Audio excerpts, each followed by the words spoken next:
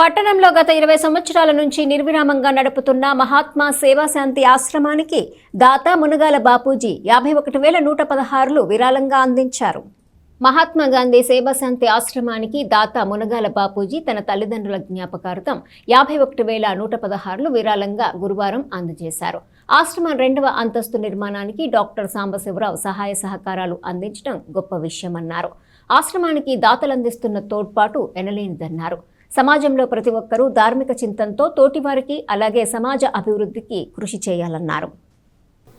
శ్రీ మహాత్మా సేవాశాంతి ఆశ్రమం 20 సంవత్సరాలుగా ధర్మకర్తల సహాయ సహకారంతో కొనసాగుతుందని మనం చేస్తున్నాను.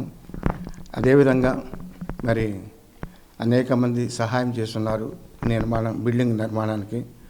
మొన్న డాక్టర్ సాంబశివరావు గారు కూడా కత్తుల సాంబశివరావు గారు కూడా 2nd ఫ్లోర్కి హామీ ఇచ్చున్నారు. ఆ సందర్భంగా వీరు మునగాల బాపూజీ గారు ఆ విషయాన్ని గ్రహించి చూసి మేము కూడా ఇవ్వాలి ఆశ్రమానికని వచ్చి ఇప్పుడే చెప్పారు. 51,116 రూపాయలు శాశ్వత నిత్య అన్నదాన పథకంగా ఇచ్చారు. వారికి ధన్యవాదములు. ఎందుకంటే వాళ్ళ అమ్మ నాన్న రామయ్య గారు నరసమ్మ గారుల జ్ఞాపకార్థం ఇచ్చారు. ప్రతి ఒక్కరు కూడా ధార్మిక చింతనతో సమాజ అభివృద్ధికి కృషి చేయాలని నేను విజ్ఞప్తి చేస్తున్నాను. ధర్మో రక్షిత రక్షిత అని మాటల్లో కాకుండా ఆచరణలో చూపిస్తే సమాజం బాగుంటుంది, కుటుంబాలు బాగుంటాయి, దేశము బాగుంటుంది. మన భారతదేశము పుణ్యభూమి.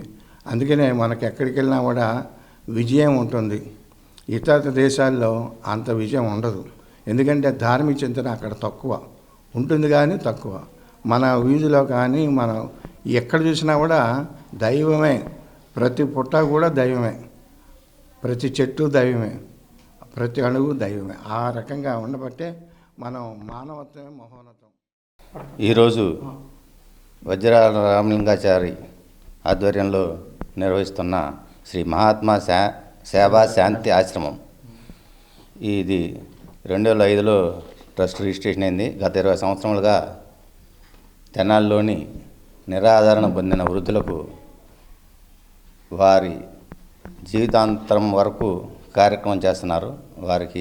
వారి కార్యక్రమాల పట్ల మా ఆకర్షితులమై శ్రీ మునగాల బాబూజీ గారు వారి నాన్నగారు రామయ్య గారు అమ్మగారు నరసమ్మ గారుల జ్ఞాపకార్థం 51,116 రూపాయలు శాశ్వత నిత్యాన్నదాన పథకం కార్పొరేషన్ ఫండ్ కింద ఇచ్చారు. దాన్ని సద్వినియోగం చేస్తారని చెప్పి